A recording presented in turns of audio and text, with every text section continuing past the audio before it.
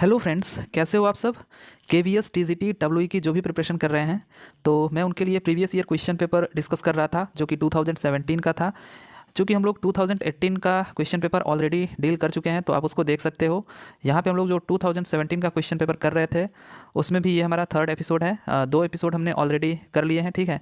तो आप उसको भी देख सकते हो। तो चलिए फिर बिना टाइम वेस्ट किए हुए हम लोग क्वेश्चन पे मूव कर जाते हैं। जो आज का हमारा क्वेश्चन है 31 नंबर का, क्योंकि 30 क्वेश्चन हम लोग ऑलरेडी कर चुके हैं। तो पहला क्वेश्चन इस सेशन का आपके स्क्रीन पर है। Negative feedback in an amplifier. यहाँ पे हमसे पूछा है negative feedback in an amplifier क्या करता है। Increases its bandwidth, raises its upper half power frequency, या lower its lower half power frequency, या फिर फोर्थ ऑप्शन है ऑल दीज। तो देखिए, जो नेगेटिव फीडबैक होता है वो क्या करता है। अगर मैं आपको नेगेटिव फीडबैक के बारे में बताऊं, तो late us suppose this is open loop and यहाँ पे हमने एक फीडबैक लगा दिया, और यहाँ पे कोई समर है, राइट। ये समर हो गया। उसके बाद यहाँ से कोई इनपुट है। यहाँ पे देखिए, अगर हम बात करें इस टोटल क्लोज लूप का गेन कितना होगा, राइट। गेन कितना होगा, तो वो होगा ए अपॉन 1 प्लस ए बीटा, राइट। यही होगा अगर ये नेगेटिव फीडबैक है, राइट। नेगेटिव फीडबैक है तो यहाँ पे प्लस होता है बीच में। अब यहाँ से हमको क्या बताना है कि इन ऑप्शंस में से क्या होगा नेगेटिव फीडबैक के साथ। तो यहाँ पे जो बीटा होता है नेगेटिव फीडबैक, यही हमारा फीडबैक है, और ये लेस देन होता है 1 के, राइट। 1 से थोड़ा कम होता है। और ए जो होता है, लेट अस सपोज ये काफ़ी बड़ा है, 300 400 500 कुछ भी। तो ऑब्वियसली ये 1 प्लस 1 के कंपेरिजन में काफ़ी बड़ा होगा। तो हम लोग जो 1 प्लस ए बीटा है उसको हम लोग ए बीटा के करीब लिख सकते हैं, मतलब बराबर लगभग, क्योंकि 1 से ये काफ़ी अधिक है, ठीक है। अगर 400 सपोज करिए ये ए है और ये 0.6 है, तो 240 हो गया, और 240 1 से काफ़ी अधिक है। तो हम लोग उसको लगभग लगभग 241 या 240 बराबर ही होगा, तो ए बीटा लिख सकते हैं। अब जो आपका टोटल गेन हो जाएगा वो कितना हो जाएगा, वो आपका हो जाएगा ए अपान 1 प्लस ए बीटा की जगह पे हम लोग ए बीटा भी लिख सकते हैं।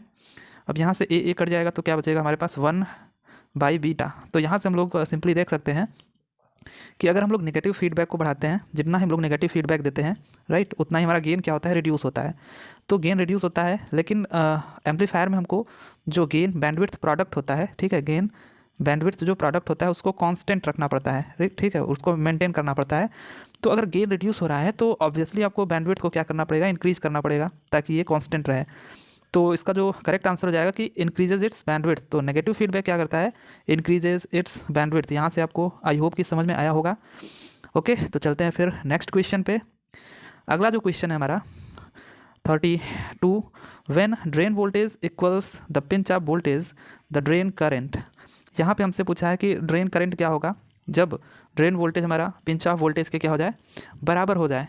तो यहाँ भी देखिए, आपका अगर मैं बात करूँ, मैं ले लेता हूँ एन चैनल जे फेट, राइट, और ये हमारा हो गया पी रीजन, और ये एन रीजन, राइट। और यहाँ पे ये ड्रेन है, और यहाँ पे ये गेट है, ओके। और यहाँ से ये कनेक्ट हो गया प्लस माइनस। तो देखिए, इसको हम लोग रिवर्स बायस में देखते हैं पिंच ऑफ वोल्टेज को, क्योंकि यहाँ पे देखिए जो पी है, पी टर्मिनल वो नेगेटिव से कनेक्ट है, और ये जो एन वाला है रीजन वो आपका पॉजिटिव से कनेक्ट है, राइट, पॉजिटिव से। तो या फिर वैसे भी आप सपोज करो कि यहाँ पे 5 वोल्ट है और यहाँ पे 0, तो ये क्या हो जाएगा, रिवर्स बायस में।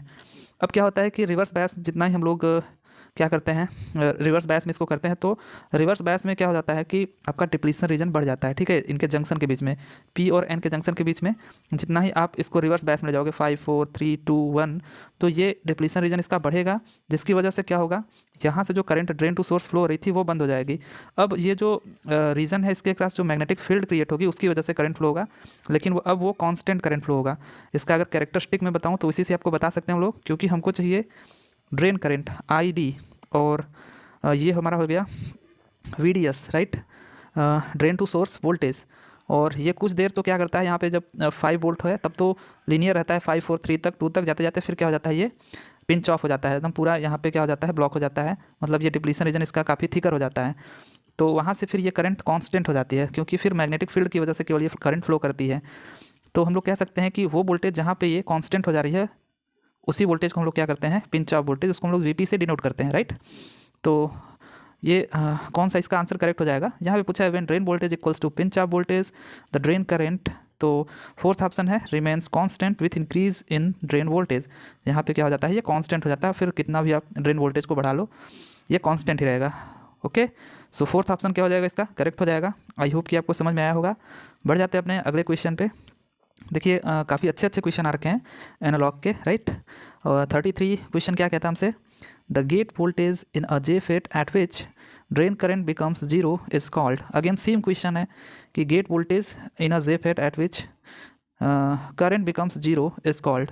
करंट जीरो नहीं होता है, वो कांस्टेंट हो जाता है, लेकिन वहाँ पे हम लोग बोलते हैं कि इसकी वजह से क्या होता है, ये करंट जीरो हो जाता है, जो हमने अभी आपको दिखाया था, तो उसको क्या बोलते हैं हम लोग, pinch of voltage. Again repeated question देखिए, तो ये भी एनालॉग का रहा। उसके बाद 34th क्वेश्चन हमारा क्या है, which of the following is control element in silicon controlled register. Sorry, यहाँ पे क्या होना चाहिए, रेक्टिफायर, SCR। ओके, तो कौन सा इनमें से एलिमेंट कंट्रोल एलिमेंट होता है फॉर SCR, तो ऑब्वियसली हमारा क्या होता है, गेट, राइट है।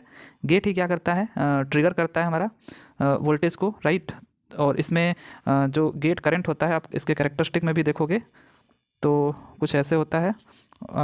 इसको कंडक्शन मोड में लाने के लिए हम लोग गेट से ट्रिगर करते हैं, तो कुछ करंट हम लोग देते हैं IG1, IG2, IG3, राइट है। तो लगभग यहाँ पे आकर के ये ब्रेक ओवर वोल्टेज यहाँ पे हमको मिलता है, यहाँ पे ये कंडक्शन मोड में चला जाता है और डायरेक्टली जंप करके इसका आप कैरेक्टरिस्टिक देखोगे तो आपको समझ में आ जाएगा। एकदम पूरे डीप में नहीं जा रहे हैं, बट इसका जो आंसर क्या हो जाएगा, गेट क्या करता है, यही हमारा कंट्रोलिंग एलिमेंट है इसमें। ओके, बढ़ जाते हैं अपने अगले क्वेश्चन पे। अगला जो क्वेश्चन है 35 नंबर का, a silicon controlled register SCR is made up of silicon and not germanium because. तो सिलिकॉन कंट्रोल्ड रजिस्टर, अगेन यहाँ पे रेक्टिफायर होगा, okay, is made up of silicon and not germanium because, क्योंकि silicon has small leakage current, ठीक है। Silicon का leakage current काफ़ी कम होता है in comparison to germanium, right. ये हम लोग जो देखते हैं सिंपली यहाँ से, तो उसका जो लीकेज करंट होता है थोड़ा सा अधिक होता है इससे जर्मेनियम का, जबकि सिलिकॉन का जो लीकेज करंट होता है वो काफ़ी कम होता है, राइट। तो हम कह सकते हैं कि ये इसका क्या हो जाएगा, थर्ड ऑप्शन करेक्ट हो जाएगा। बढ़ जाते हैं नेक्स्ट क्वेश्चन पे। सो देखिए नेक्स्ट क्वेश्चन जो हमारा है, एन ऑसिलेटर एम्प्लॉयज़, तो क्या करता है ये, पॉजिटिव फीडबैक, नेगेटिव फीडबैक या नो फीडबैक, आइदर पॉजिटिव और नेगेटिव फीडबैक। तो ऑसिलेटर क्या करता है, पॉजिटिव फीडबैक के साथ जाता है कि नेगेटिव फीडबैक के साथ। तो एक्चुअली देखिए ऑसिलेटर होता क्या है, ऑसिलेटर वो सर्किट है जो कि कंटिन्यूअस रिपीटेड या हम कह सकते हैं अल्टरनेटिंग वेव फॉर्म प्रोड्यूस करता है विदाउट एनी इनपुट। ये काफ़ी इंपॉर्टेंट पॉइंट है, विदाउट एनी इनपुट। देखिए राइटिंग इस पर अच्छी नहीं बन रही है तो सॉरी फॉर दैट। यहाँ पे विदाउट एनी इनपुट मतलब आप समझ रहे हो कि अगर मैं ब्लॉक डायग्राम से आपको बताऊँ तो ये हमारा सपोज करो कि गेन है ओपन लूप और यहाँ पे हम लोग फीडबैक दे रहे हैं। तो ये कौन सा फीडबैक इसमें हम लोग देते हैं ऑसिलेटर में, तो ऑसिलेटर हमेशा हम लोग इसमें पॉजिटिव फीडबैक देते हैं। क्यों, उसके पीछे भी एक रीज़न है, ठीक है, क्यों हम लोग पॉजिटिव फीडबैक देते हैं। लेट अस सपोज अभी के लिए कि ये XI है हमारा इनपुट और ये क्या है हमारा X0 आउटपुट है। अब यहाँ से हम देखेंगे कि हमारा X0/XI जो ट्रांसफ़र फंक्शन है वो क्या आएगा, तो ये सिंपली हो जाएगा A/1। चूँकि पॉजिटिव फीडबैक है तो यहाँ पे -A बीटा, राइट। तो यहाँ पे let us suppose A beta is equals to यदि 1 हो जाए, right, A beta is equals to 1, तो आप बताओ कि X0/XI वो क्या हो जाएगा, ये 1 - 1 0 हो जाएगा, तो टोटल इनफाइनाइट हो जाएगा। अब ये इनफाइनाइट तभी होगा जब XI की वैल्यू क्या होगी, 0 होगी। इसका मतलब कि इनपुट हमारा क्या हो गया, 0। तो एक्चुअली हम लोग यहाँ पे करते क्या है, उस फ्रीक्वेंसी पे ट्यूनिंग करते हैं जहाँ पे हमको विदाउट इनपुट ही विदाउट इनपुट यूज़ किए ही ये प्रॉपर ऑसिलेशन इसकी मेंटेन बनी रहे, ठीक है। जैसे कि ये वेव जो अल्टरनेटिंग वेव अभी हमने बोला ना, रिपीटेड वेव ये प्रोड्यूस करे विदाउट एनी इनपुट। तो ऐसी फ्रीक्वेंसी को हम लोग ढूंढते हैं वहाँ पे जहाँ पे हमको ये इनपुट ना देना पड़े, तो उसी को हम लोग बोलते हैं ऑसिलेटर, राइट। तो यहाँ पे हम लोग इसका करेक्ट आंसर क्या देंगे कि oscillator employees positive feedback, right, positive feedback के साथ ये जाता है, ना कि नेगेटिव फीडबैक के साथ। तो आई होप कि आपको समझ में आया होगा। बढ़ जाते हैं अपने अगले क्वेश्चन पे। अगला क्वेश्चन है, a crystal has a thickness of 10 mm. If thickness is reduced by 2%, the frequency of oscillations will. तो यहाँ पे frequency of oscillations हमसे पूछा है कि क्या होगा, तो वो सिंपली क्या होता है हमारा इन्वर्सली प्रोपोर्शनल टू थिकनेस होता है। इसका मतलब लेट अस सपोज कि पहले F1 था और बाद में F2 है, तो उस टाइम पे जो थिकनेस थी वो क्या हो जाएगी, T1। तो T1 नीचे आ जाएगा क्योंकि इन्वर्सली है, और F2 के टाइम पे T2 था तो T2 ऊपर हो गया चूँकि ये इन्वर्सली प्रोपोर्शनल है। अब यहाँ पे जो T2 है वो 2% रिड्यूस हो गया है। इसका क्या मतलब हुआ कि ये 0.98 T1 हो जाएगा T2, और नीचे तो T1 है ही, अब T1 से T1 कट जाएगा, हमको तो F2 चाहिए, तो F2 हमारा क्या हो जाएगा 1/0.98 T1 सॉरी F1। ओके, तो यहाँ से अगर हम लोग देखें कैलकुलेट करके तो ये 1.02 F1 आ जाएगा। अब आप जानते हो कि 1 पॉइंट के बाद जो होता है वही हमारा क्या होता है, परसेंटेज होता है। तो यहाँ से कितना हो गया, ये इंक्रीज बाई 2%, क्योंकि 1 पॉइंट है तो ये कितना हो गया, इंक्रीज बाई 2%। आप इसको सॉल्व भी करके देख सकते हो, मतलब ये शॉर्टकट होता है परसेंटेज का, इतना माइनस इतना अपन इतना करोगे तो ये कितना आ जाएगा 0.02, फिर 100 का मल्टीप्लाई करके देखोगे तो ये 2% हो जाएगा। ओके, तो फर्स्ट ऑप्शन क्या हो जाएगा, इसका करेक्ट हो जाएगा। बढ़ जाते हैं अपने अगले क्वेश्चन पे। अगला क्वेश्चन है, in a phase shift oscillator the frequency determining elements are. तो फेज शिफ्ट ऑसिलेटर में बोल रहा है कि जो फ्रीक्वेंसी डिटर्मिनिंग एलिमेंट्स हैं वो कौन कौन से हैं, तो आर एंड सी। अब ये पहले भी क्वेश्चन पूछा था 2018 में, राइट। मतलब सिंपली क्या होता है, प्लस माइनस ऐसे आपका ये ग्राउंड हो गया, यहाँ पे एक फीडबैक हो गया, और यहाँ पे आपका एक कैपेसिटर लगेगा, राइट, यहाँ पे एक रजिस्टर। ओके, ये ग्राउंड हो गया। उसी तरीके से आप जितना मतलब कि लगभग यहाँ पे कैपेसिटर ऐसे लगाओ, रजिस्टर, कैपेसिटर और रजिस्टर। ओके, तो यही हमारा क्या करते हैं, यहाँ से इसको हम लोग क्या करते हैं, कनेक्ट कर देते हैं। ये हमारे यहाँ पे हमारा वी आउट हो गया। ओके, तो आरसी फेज ऑसिलेटर इसी को बोलते हैं हम लोग, जो कि 180 डिग्री क्या कर रहा था, फेज शिफ्ट प्रोवाइड कर रहा था। तो 180 डिग्री अगर हमको फेज शिफ्ट प्रोवाइड कराना है तो हम लोग आरसी ऑसिलेटर का यूज़ करते थे। प्रीवियस ईयर में भी हमने करा रखा है 2018 में। तो यहाँ भी सेम क्वेश्चन है, बस इसमें पूछ रहा था कि हम लोग कौन से एलिमेंट्स का यूज़ करते हैं, तो सिंपली हम लोग आर और सी एलिमेंट्स का यूज़ करते हैं। ओके, सो सेकेंड ऑप्शन क्या हो जाएगा, इसका करेक्ट हो जाएगा। The next question is relaxation oscillator produces. Again देखिए रिपीटेड क्वेश्चन है, 2017 का है कि रिलैक्सेशन, सॉरी 18 का है ये, कि relaxation oscillator produces non sinusoidal output. Okay, बढ़ जाते हैं अपने नेक्स्ट क्वेश्चन पे। अगला क्वेश्चन है, a monostable multivibrator MMV is frequently used. तो जो मोनोस्टेबल मल्टी वाइब्रेटर होता है ये सिंपली इन काउंटिंग सर्किट्स में यूज होता है, ठीक है, काउंटिंग सर्किट्स। और जो मेन इंपॉर्टेंट चीज़ है कि ये एक रैंप जनरेटर है, ठीक है, रैंप जनरेटर होता है, लीनियर रैंप जनरेटर। और अगर यहाँ पे अनस्टेबल मल्टी वाइब्रेटर होता है तो वो क्या होता है, स्क्वायर वेव जनरेटर होता है, स्क्वायर वेव जनरेटर। ओके, किसकी हम बात कर रहे हैं, unstable multi vibrator. Okay, so first option इसका क्या हो जाएगा कि काउंटिंग सर्किट्स में यूज होता है मोनोस्टेबल मल्टी वाइब्रेटर। बढ़ जाते हैं अपने अगले क्वेश्चन पे। अगला क्वेश्चन है, combining the low frequency signal with very high frequency radio wave is called. तो combining the low frequency signal यहाँ पूछ रहा है with very high frequency signal radio wave is called. तो देखिए सिंपली इसी को तो हम लोग बोलते हैं मॉड्यूलेशन। आपने देखा भी होगा कि मॉड्यूलेशन में क्या होता है, एक मैसेज सिग्नल होता है, मैसेज सिग्नल को हम लोग क्या करते हैं, कैरियर सिग्नल के साथ उसको भेजते हैं हम लोग मॉड्यूलेशन के लिए। ओके, चूँकि इसका फ्रीक्वेंसी काफ़ी लो होता है और इसका क्या होता है, काफ़ी हाई होता है। या फिर आप समझो कि जैसे कुरियर आपको मंगाना होता है तो आपको एक मैसेज या फिर कोई भी आप अपना कुछ भी मंगाते हो तो उसको एक कुरियर लेके आता है ना, वैसे ही यहाँ पे मैसेज को अगर हमको ट्रांसमिट करना है तो हम एक कैरियर वेव का सहारा लेते हैं जिसकी फ्रीक्वेंसी काफ़ी हाई होती है, राइट। तो यही हमारा क्या करता है, इसको ट्रांसमिट करता है और हमको यहाँ से इसकी लो फ्रीक्वेंसी है तो उसको हाई फ्रीक्वेंसी में कन्वर्ट करता है। और डीमॉड्यूलेशन ठीक उल्टा करता है, अब ये हाई फ्रीक्वेंसी में कन्वर्ट हो चुका होता है तो उसको वापस से लो फ्रीक्वेंसी में लाता है और जैसे का तैसा मैसेज था उतना जहाँ पे पहुँचाना होता है वहाँ पे पहुँचा देता है। तो ये मॉड्यूलेशन करता है, ठीक है, कि लो फ्रीक्वेंसी सिग्नल को हाई फ्रीक्वेंसी सिग्नल में कन्वर्ट कराता है with the help of carrier wave. Okay, so first option इसका क्या हो जाएगा, करेक्ट, इसको हम लोग मॉड्यूलेशन बोलते हैं। बढ़ जाते हैं अगले क्वेश्चन पे। अगला क्वेश्चन है, which of the following modulation is used in India for radio transmission. So यहाँ पे कौन सी यहाँ पे which of the following modulation is used in India for radio transmission, radio transmission के लिए कौन सा मॉड्यूलेशन यूज़ होता है। तो एक्चुअली हमको रेडियो ट्रांसमिशन के लिए काफ़ी अच्छी खासी बैंडविड्थ चाहिए होती है और वो हमको मिलती है फ्रीक्वेंसी मॉड्यूलेशन में। सो फर्स्ट ऑप्शन इसका क्या हो जाएगा, करेक्ट हो जाएगा, क्योंकि एम्पलीट्यूड मॉड्यूलेशन का जो बैंडविड्थ होता है काफ़ी कम होता है इन कंपेरिजन टू फ्रीक्वेंसी और इसका काफ़ी अधिक होता है। इसलिए हम लोग रेडियो ट्रांसमिशन और या फिर टेलीविज़न के लिए भी हम लोग क्या करते हैं, इसी का यूज़ करते हैं फ्रीक्वेंसी मॉड्यूलेशन का। ओके, सो फर्स्ट ऑप्शन इसका करेक्ट हो जाएगा। बढ़ जाते हैं अगले क्वेश्चन पे। अगला क्वेश्चन है, which of the following statement is true for FM। Frequency modulation के लिए इनमें से कौन सा करेक्ट ऑप्शन है, तो carrier power increases with increases in modulation level and carrier power decreases with increases in modulation level. और एक्चुअली क्या होता है, पावर तो सीधा कांस्टेंट हो जाता है। तीसरा क्या है, carrier power increases with decreases in modulation level. और यहाँ पे लास्ट ऑप्शन है carrier power is independent of the modulation level होना चाहिए था, क्वेश्चन सही से आया नहीं है। तो फोर्थ ऑप्शन क्या होगा इसका, करेक्ट हो जाएगा। एक्चुअली यहाँ पे जो पावर होता है टोटल वो AC का स्क्वायर बाई 2 हो जाता है, राइट।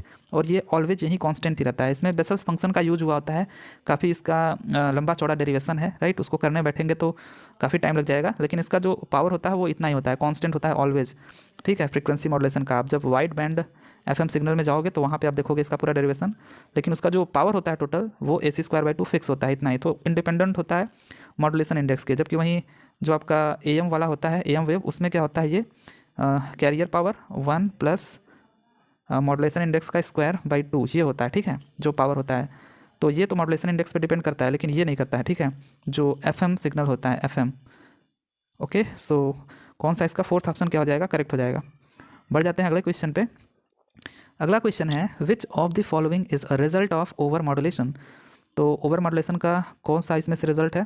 तो देखिए ओवर मॉड्यूलेशन क्या होता है, सिंपली अगर हम बात करें कि अगर ये हमारा कोई एक मैसेज सिग्नल है, राइट, मैसेज सिग्नल, तो यहाँ पे होता क्या है कि जो एम्पलीट्यूड होता है, मैक्सिमम एम्पलीट्यूड, वो होता है यहाँ पे कैरियर एम्पलीट्यूड 1 प्लस MA, मतलब मॉड्यूलेशन इंडेक्स की बात कर रहे हैं। और जो A मीन होता है वो क्या होता है हमारा AC 1 माइनस MA, राइट। तो लेट अस सपोज यहाँ पे अगर हम बात करें कि ये ओवर मॉड्यूलेशन की बात कर रहा है, लेकिन तीनों की बात कर लेते हैं। एक अंडर मॉड्यूलेशन होता है हमारा, ठीक है, अंडर मॉड्यूलेशन। तो अंडर मॉड्यूलेशन में क्या होता है, जो MA होता है वो लेस देन 1 होता है, ठीक है, लेस देन 1। तो लेट अस सपोज कि यहाँ पे जो हमारा एम्पलीट्यूड है AC वो कितना है, AC ही है, और ये 1 प्लस MA की वैल्यू हम मान लेते हैं 0.5 है। तो कितना हो जाएगा, AC 1 यहाँ पे प्लस 0.5, राइट। तो ये टोटल कितना हो जाएगा, 1.5। ओके, तो यहाँ पे आप देखोगे कि जो इसका वेब फॉर्म बनेगा वो कुछ ऐसा बनेगा। अगर यहाँ पे क्या है, यहाँ पे लेट अस सपोज कि ये 0 था तो ये 1.5 पे चला जाएगा, 1.5। और यहाँ पे अगर हम लोग सपोज करते हैं कि ये कहाँ पे था, अगर ये 0.5 पे था तो ये कहाँ पे चला जाएगा, 1.5 में आप 0.5 जोड़ दो तो 2 पे चला जाएगा, राइट। तो लगभग ऐसे हो जाएगा और ऐसे हो जाएगा, और ये वाला भी ठीक उसका एनवेलप बन जाता है नीचे भी। तो ये हमारा क्या हो जाता है, अंडर मॉड्यूलेशन, राइट।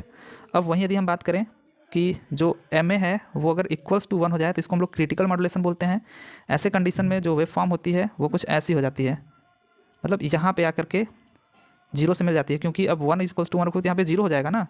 MA की वैल्यू अगर 1 रखोगे तो जो मिनिमम वाला होगा वो 0 हो जाएगा, तो 0 पे आके टच हो जाएगा और फिर उससे ऊपर उठ जाएगा। तो इसका एनवेलप भी वैसा ही होगा। तो ये हमारा क्या हो गया, क्रिटिकल मॉड्यूलेशन। लेकिन वहीं यदि जो MA की वैल्यू है वो ग्रेटर देन 1 हो जाए तो ये जो A मिनिमम होता है वो नेगेटिव में चला जाता है। तो जब इसका हम लोग वेव फॉर्म बनाते हैं तो ये नीचे तक भी चला जाता है, जीरो क्रॉसिंग इसको हम लोग बोलते हैं। और यहाँ पे भी ये ठीक वैसा ही उल्टा बन जाएगा यहाँ पे। तो ये हमारा क्या होता है, ओवर मॉड्यूलेशन, ठीक है। बस एक मैं व्यू टाइप से आपको दे रहा हूँ। तो इसमें क्या हो जाता है कि ये डिस्टॉर्ट हो जाता है। तो हम लोग बोलेंगे विच of the following result of over modulation, तो डिस्टॉर्सन, ओके, इसको हम लोग डिस्टॉर्सन बोलते हैं या फिर जीरो क्रॉसिंग भी बोलते हैं। तो सेकंड ऑप्शन क्या हो जाएगा इसका, करेक्ट हो जाएगा। बढ़ जाते हैं अगले क्वेश्चन पे। अगला क्वेश्चन जो है MOSICs है, यहाँ पे है मेटल ऑक्साइड सेमीकंडक्टर ICs के पास पूछा है क्या है, slower operating speed then bipolar ICs। तो यही ऑप्शन करेक्ट है, ठीक है।